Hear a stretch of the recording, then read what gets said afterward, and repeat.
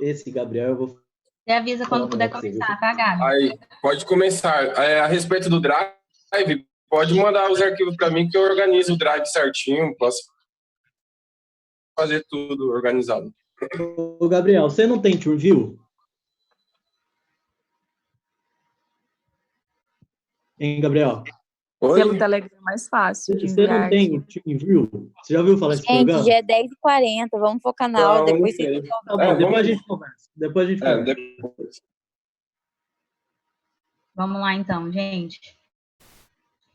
Ó, eu pensei numa coisa e tô trabalhando nela, que o que acontece? Eu passei os slides de pneumonia, mas o que eu fiz? Eu coloquei repasso para a primeira parcial de patologia.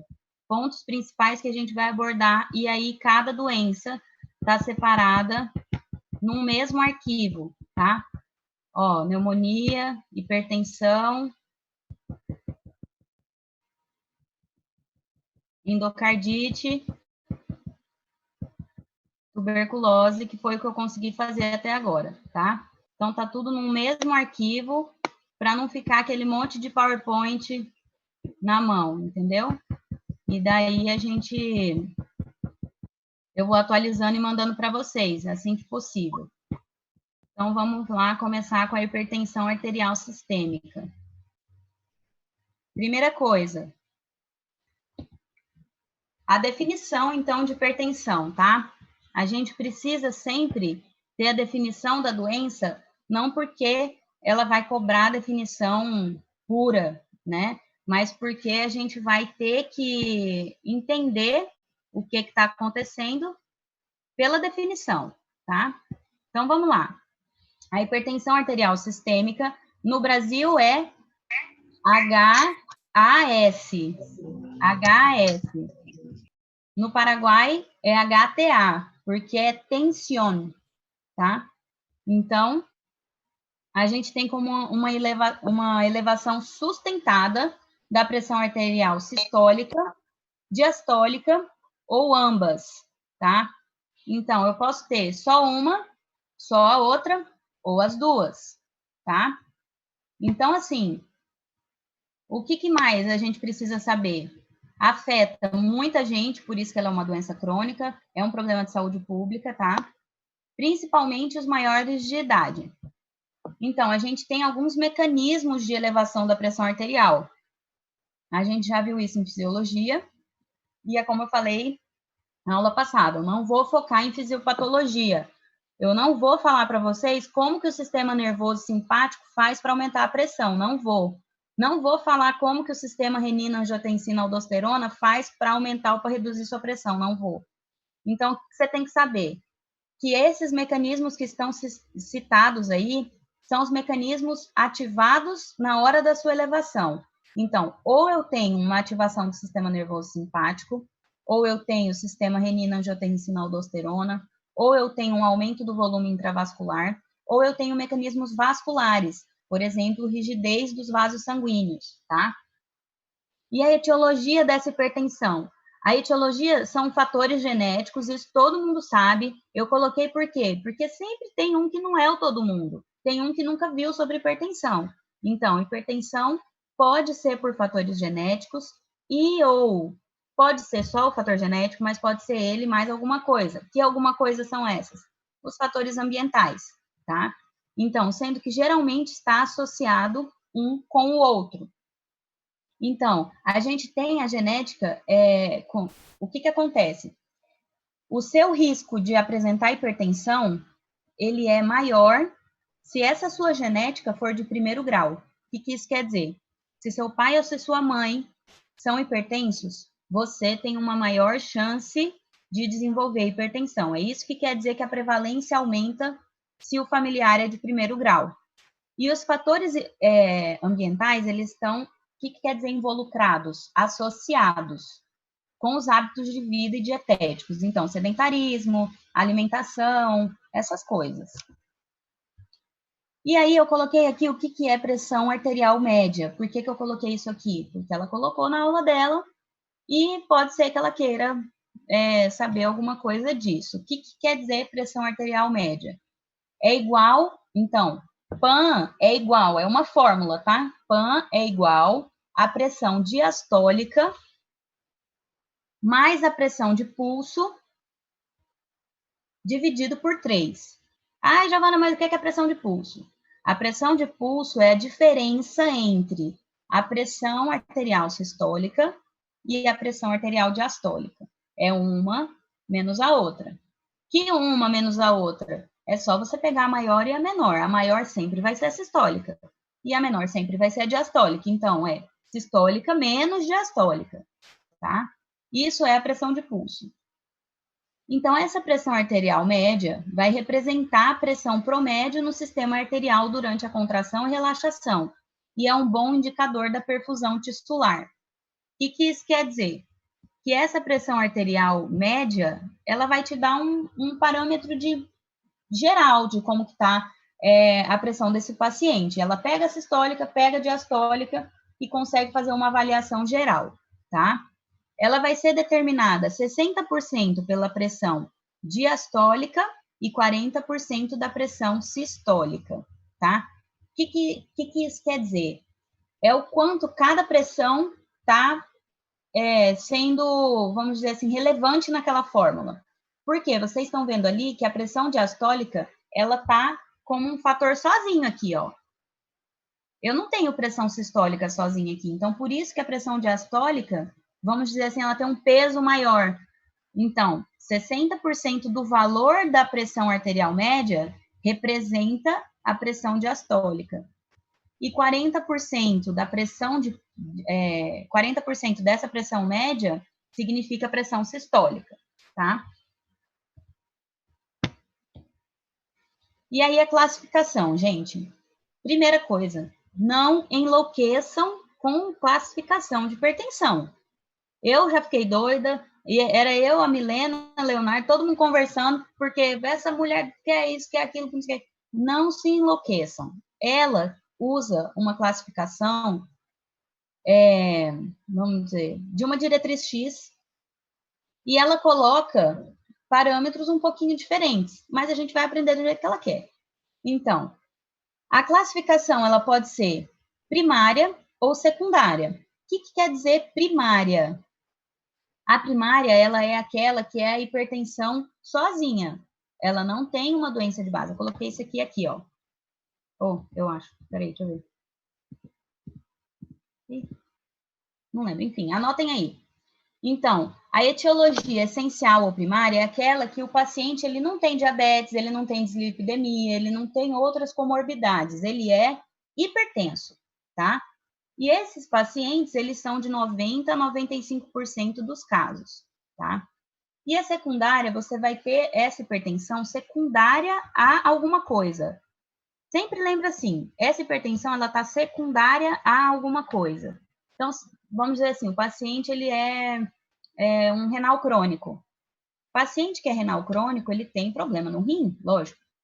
E se ele tem problema no rim, muito provavelmente ele vai desenvolver uma hipertensão. Essa hipertensão desse paciente é secundária, porque ele tem uma doença que está alterando a pressão dele, tá? Então, é secundária àquela doença. Quando a pressão não é secundária a doença nenhuma, ela é primária. Então, ela pode ser estável ou ela pode estar numa crise hipertensiva. A estável, ela vai ser aquele hipertenso que vai estar ou no 1 ou no 2, porque ela só classifica como 1 ou 2, e a crise hipertensiva vai ser aqueles que estão acima desse valor. E aí a gente tem aqui os valores, coloquei de novo para vocês, tá? Então, ou primária ou secundária, de acordo com a origem. E ela pode ser estável ou crise hipertensiva. A estável vai ser o que é estágio 1, estágio 2. E a crise hipertensiva, ela pode ser ou uma urgência ou uma emergência. Então, vocês não podem se confundir. Ela colocou nas respostas lá do comentário que a crise hipertensiva era com a pressão arterial diastólica acima de 100. Só que na aula dela está acima de 120. Eu coloquei acima de 120. E eu vou marcar acima de 120 se tiver lá, porque acima de 100 não é. Então, urgência e emergência. O que vai acontecer? Um aumento súbito Presta atenção nessa palavra, ela é essencial. Aumento súbito da pressão arterial diastólica acima de 120 milímetros de mercúrio. Qual que é a diferença, então, entre a emergência e a urgência? Na emergência, eu tenho comprometimento dos órgãos-alvo, que podem ser percebidos na sintomatologia do paciente. Por exemplo, o cérebro é um órgão-alvo, e o paciente pode estar apresentando sintomas de AVC. Então, isso é uma emergência hipertensiva, é uma crise hipertensiva emergencial, porque tem comprometimento de órgão-alvo. Então, a hipertensão secundária tem as seguintes causas mais frequentes. Lembra que eu falei que a secundária, ela era secundária a alguma coisa. Que alguma coisa que é essa? Essas coisas que eu coloquei aqui. Enfermidade renal, transtornos córtico-suprarrenais, felcrostomia, coartação aórtica e contraceptivos orais. Ah, mas eu preciso saber isso. Estava na aula dela, né? Não custa você saber. Então, assim, o que eu acredito que ela possa cobrar? Os mais fáceis de lembrar, né? Tipo, enfermidade renal. Lógico que vai ter uma hipertensão secundária. E a coartação da aorta também, tá? E aí a gente tem os fatores de risco modificáveis e não modificáveis. Outra polêmica, tá? Outra polêmica. Não vou fazer polêmica com vocês. Coloquei modificáveis, não modificáveis, e a polêmica, que é o diabetes, botei no meio e você decide onde é que você vai enfiar ele. Onde é que eu vou enfiar? Não modificáveis, tá? Vamos lá, então. Modificáveis. Por que é modificável? O paciente tem aquela situação e se ele quiser, se ele, sei lá, se ele tiver um suporte médico, se ele tiver os meios, ele tem como não se enquadrar mais. Então, por exemplo, hiperlipidemia. Se o paciente fizer um controle dietético, fizer exercício físico, fizer, enfim, medidas de hábitos de vida, ele não vai estar mais hiperlipidêmico, então é modificável. Tabagismo, também. Ingestão de cálcio, potássio, magnésio, também, tá? Por quê? Porque esses são íons envolvidos na hipertensão, tá? Não é porque eles são mais bonitinhos, não. É porque eles estão envolvidos no mecanismo da hipertensão. Consumo elevado de sal, consumo excessivo de álcool, obesidade, apneia obstrutiva durante o sono. Isso tudo são coisas que o paciente consegue mudar, por isso que são modificáveis. Os não modificáveis, anomalias genéticas, isso está no slide dela, e em qualquer livro que você vá, resistência à insulina e alterações metabólicas. O dia que alguém conseguir me dizer que diabetes não é problema com a insulina e não é alteração metabólica, aí eu coloco diabetes no modificável. Até lá, para mim, diabetes é não modificável. Eu quero que alguém me diga o paciente diabético que se curou milagrosamente da diabetes. Não cura, diabetes não cura, tá? Então, é não modificável, tá? Oi? Desculpa interromper. Não entra, será que ela não está citando aqueles pacientes, por exemplo, em que tem uma comorbidade que leva à diabetes secundária, mas ele resolve, por exemplo, obesidade. O paciente obeso, ele fazendo hábitos de vida saudável, alimentação, prática de esportes, aquelas coisas tal, eles têm um tratamento dessa diabetes secundária em que não precisam tomar mais medicações. Paulo, eu sei, eu estou entendendo. Quando o paciente é novo. Entendendo, mas o que eu quero te dizer é que um paciente diabético, ele pode ter medidas na vida dele que ele não tome o remédio. Agora, ele deixou de ser diabético? Vai ser. Ah, entendi. Eu Exatamente. entendi. Sempre vai ser diabético. Mesmo, mas ele vai continuar sendo diabético mesmo se a glicemia dele volta ao normal? O que acontece? O paciente, por exemplo, ele foi diagnosticado com diabetes. Você quer um exemplo? É que assim, ó, por exemplo, o meu pai ele era diabético, ele era obeso, ele era diabético. A glicemia dele era muito, muito acima. Aí o que aconteceu? Ele fez uma cirurgia bariátrica e emagreceu. Ele tomava remédio? Ele tomava remédio. Aí, com isso, o que aconteceu? Ele normalizou a glicemia dele. Mas ele era novo, tinha 40 anos. Mas o que eu te digo? não existe um era diabético, porque assim, se ele não cuidar dos parâmetros, dos outros parâmetros dele, a glicemia dele volta a subir, por quê? Ele já entendi. tem diabetes instaurada no organismo dele, entendeu? Então, o que acontece? O fator diabetes, um paciente nunca é ex-diabético, ele nunca é ex-hipertenso, sabe? No caso da colega aí, ele está 100% controlado, é isso? Seria, né? Isso, exato. Ele está 100% controlado, com medidas farmacológicas ou não farmacológicas. Mas ele é doente, entende? Entendi. Ou é uma medida farmacológica ou não farmacológica, mas a doença ele tem, tá? Entendi. Uhum. Então, por que eu coloquei nenhum nem outro? Porque nem ela, às vezes, eu perguntei, ela disse uma coisa, a Milena perguntou, ela disse outra. Então, assim, nem ela encaixa direito. Mas eu acho que ela colocou esse diabetes aí para a questão de diabetes tratado ou não tratado, que é o que me confundiu no caso clínico dela, entendeu? Que é aquele paciente que chegou lá com crise hipertensiva, estava com a diabetes não tratada. Eu acredito que quando o paciente não trata diabetes, pode desenvolver a hipertensão. Claro, se o paciente está com a diabetes tratada, ela tem um fator de risco, mas ela não vai desenvolver a hipertensão. Acredito que foi isso. Eu acredito que é isso. Então, eu também acho que foi isso que ela quis dizer. Também acho que foi isso que ela quis dizer, mas é porque, assim, isso de fatores de risco modificáveis e não modificáveis, é tipo assim, ele é não modificável. Sim. Agora, se a pessoa vai ser por esse fator de risco que ela vai desenvolver a hipertensão ou não, aí é outra coisa, porque, tipo assim, ela é um pouco confuso mesmo, porque o que acontece? O paciente está com a diabetes tratada, então não é por causa da diabetes que ele vai desenvolver hipertensão. Realmente, não é por causa da diabetes, mas ela tá lá, entendeu? Ô, Gi, só aceita a Má aí que ela caiu? Tá tentando entrar de volta? Não, eu acabei de aceitar. Deu certo ela entrar? Ela não falou nada ainda. Beleza. Ô, Gi, Oi. Desculpa.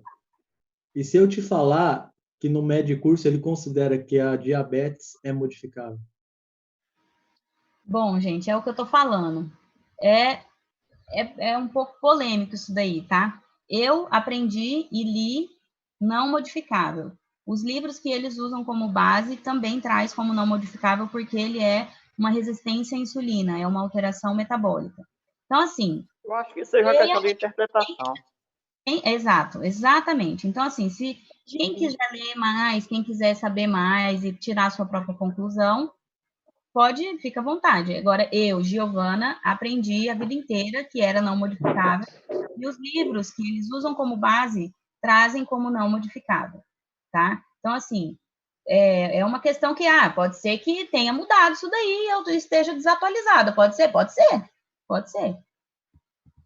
Mas é bem isso que a Milena falou, né, Gi? Dependendo da história clínica do paciente, que você vai enquadrar se é modificável ou não modificável, né?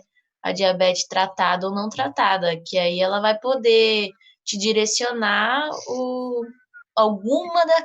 uma das causas, né? Provavelmente. Exatamente. Hoje, mas naquela aula de retroalimentação, ela não tinha falado que era não modificável? Pois é, mas é porque, Lê, ela falou, mas ela, sei lá, ela não deu tanta certeza assim, sabe? Então, sei lá, eu coloquei aí no meio justamente porque eu não vou ir contra o que ela fala e também não quero que vocês errem uma questão porque eu falei que é X coisa, entendeu? Então, vocês tirem a conclusão de vocês.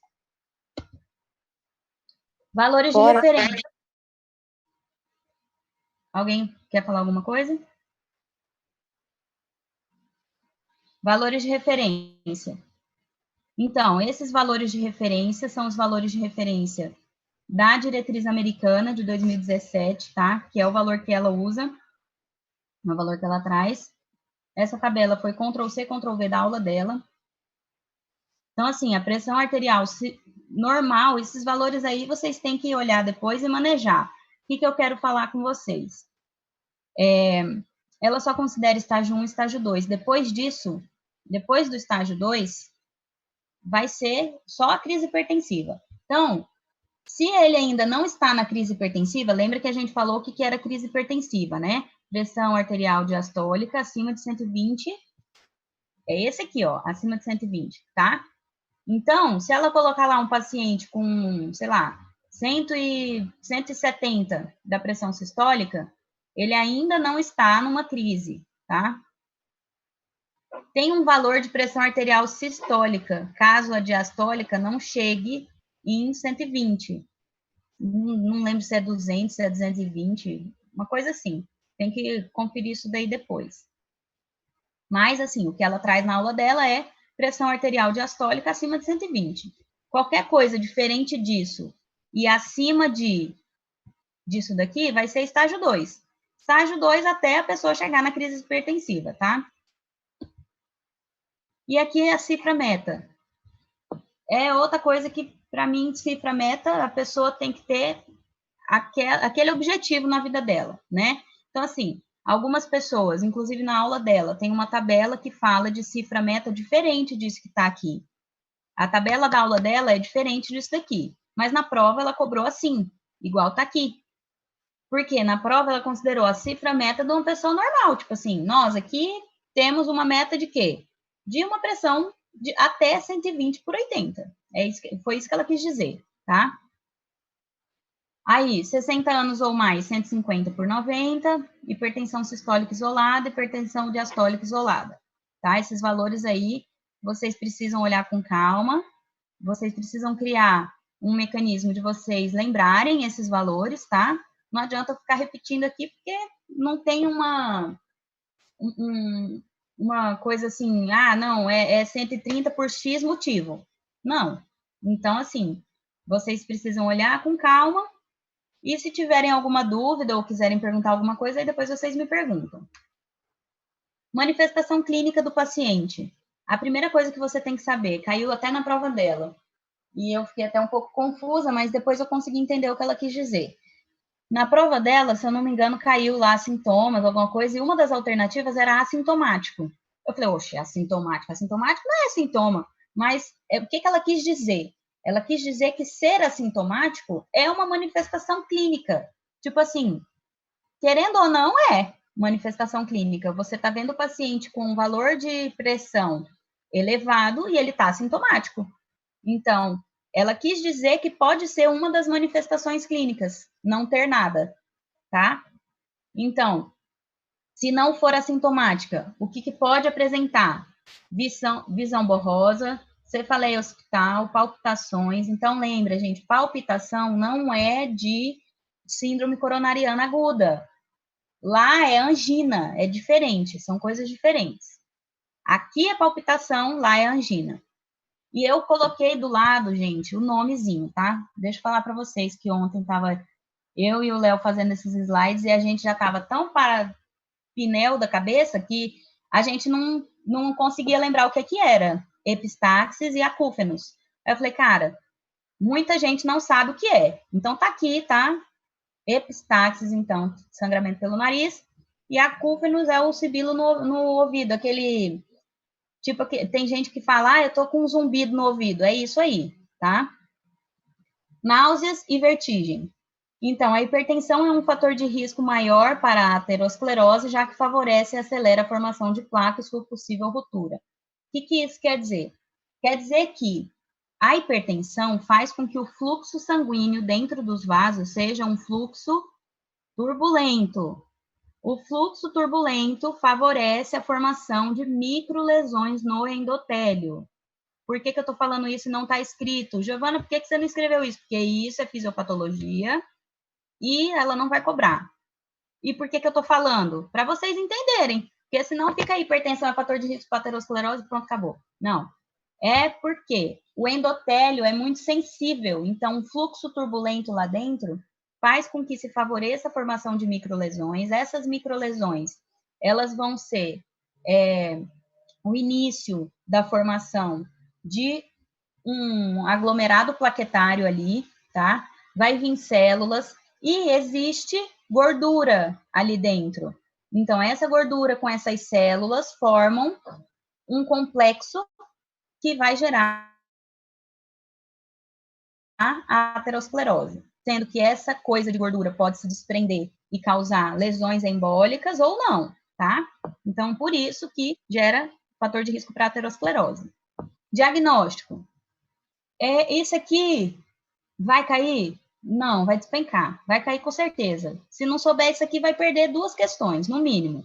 Então, fazer anamnese. Como que você faz o diagnóstico? Sempre, para qualquer doença, vai ter anamnese. O que é anamnese? Você colher o histórico do paciente, fazer a análise do histórico desse paciente, do que ele está apresentando, tá? E fazer o controle da pressão arterial no consultório. Fez o controle da pressão arterial no consultório, você vai fazer o AMPA, que é a monitorização da resposta do paciente a esse tratamento, e o MAPA, que é aquele que ele leva para casa, o aparelhinho pregado nele, mede de dia, mede de noite, o AMPA não mede de noite, não mede durante a noite, tá? E aí, o que acontece? Vamos lá.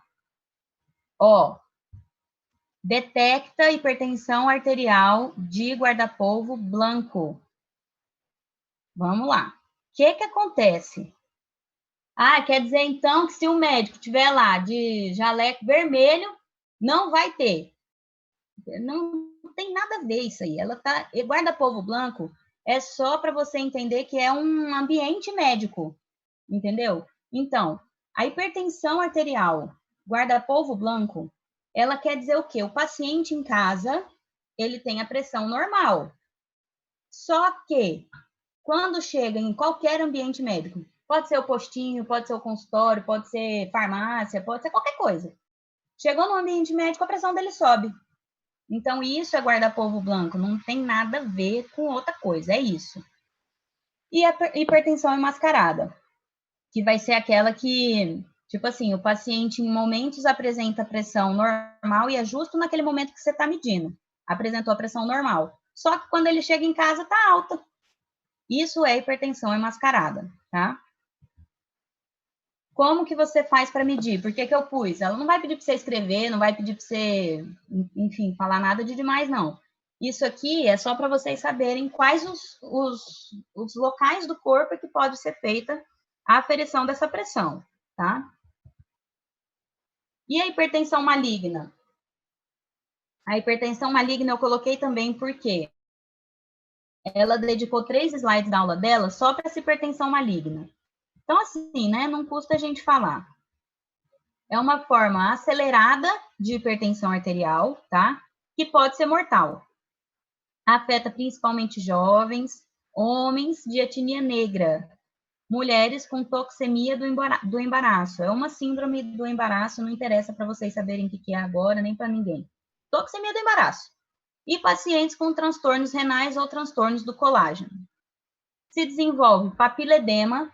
Ninguém é obrigado a saber o que é papiledema, tá? Então, tá aí entre parênteses, edema do nervo óptico em o ponto de entrada do olho, o que evidencia efeitos da pressão no nervo óptico e nos vasos retinianos. Os principais sintomas: cefaleia, inquietude, confusão, estupor, deficiências motoras, sensoriais, transtornos visuais, convulsão e coma, tá?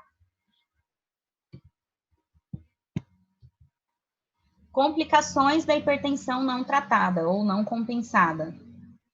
Isso daí, gente, é meio que, sei lá, você consegue deduzir quais as complicações de uma pressão arterial elevada não tratada, tá? Então, você vai olhar aí e vai ver qual que é mais fácil de você lembrar, mas, como não é de citar, ela pode colocar uma questão. São complicações da hipertensão, exceto, tá? Então, você precisa saber quais são, para você saber responder uma questão assim. Espera só um pouquinho que tem gente querendo entrar. Aí, então, por que eu não escrevi aqui medidas de prevenção? Eu quis dizer prevenção da hipertensão e das suas complicações, prevenção das duas coisas. Porque, gente, isso aí é natural você saber. Das opções que ela colocar lá, você vai saber o que previne e o que não previne, né? Dieta, tabagismo, hábitos de vida, todas essas coisas aí. Alguma dúvida de hipertensão? Não, Gi, Giovana, tô de dá uma boa. pausa aí. Tá, me avisa quando eu puder.